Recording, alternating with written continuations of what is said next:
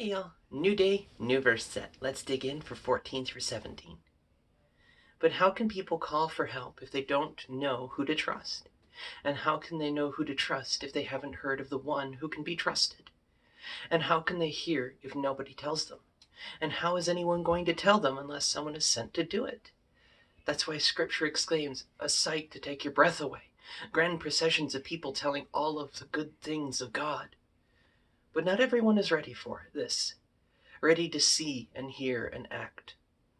Isaiah asks what we all ask at one time or another.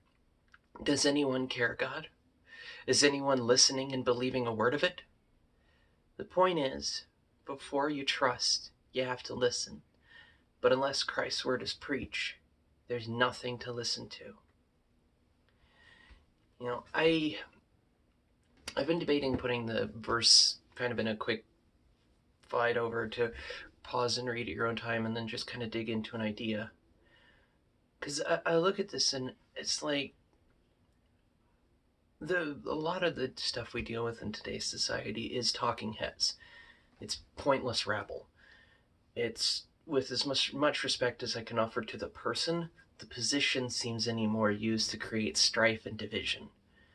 And I not only don't respect that, I find it evil, admittedly. Because if we're trying to turn each other against each other and go, well, you need to die for this, and you need to die for that, and you need to, we may be missing the point entirely. Because we're siblings. We're all God created. We all breathe because God breathes life into us. So when talking heads say, hate this person because they're this, or hate this person because they're that, I argue hate no one. And to quote Jesus, love your enemies. Because at best, what is an enemy?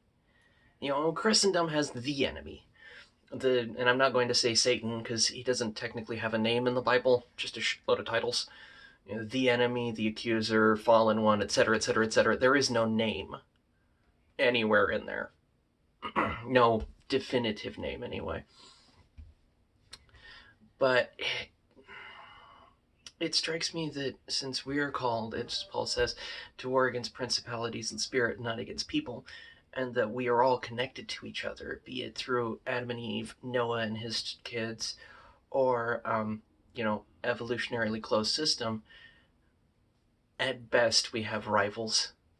And, this may just be the lover of the Pokemon game series in me, but a rival to me isn't somebody you try and knife randomly. It's somebody who challenges you to do better, and you challenge them to do better.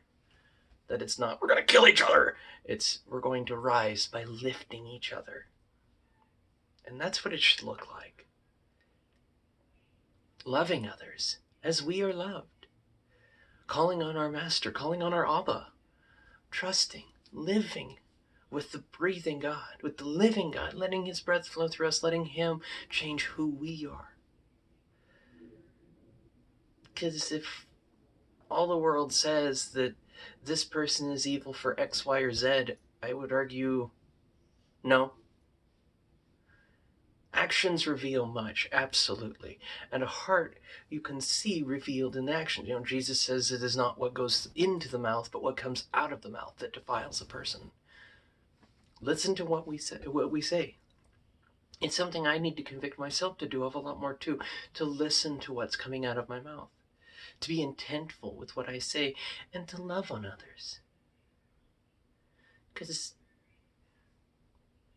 how can we be going after each other just because talking heads said so, when we all have heads of our own we can use? There is peace.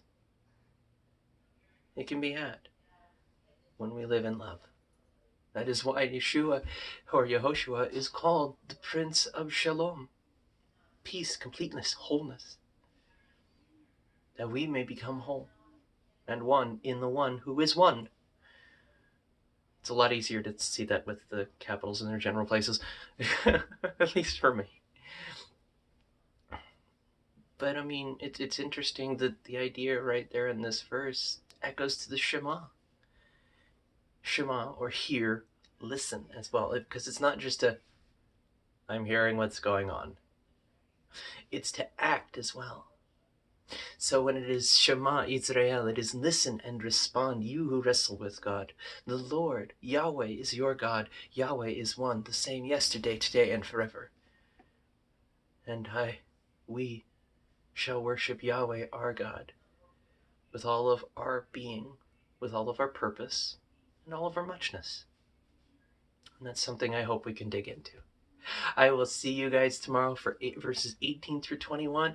And if you're curious where I got those translations for the words of the Shema, I'm going to put the Bible Project word study in there for it because it is a brilliant overview.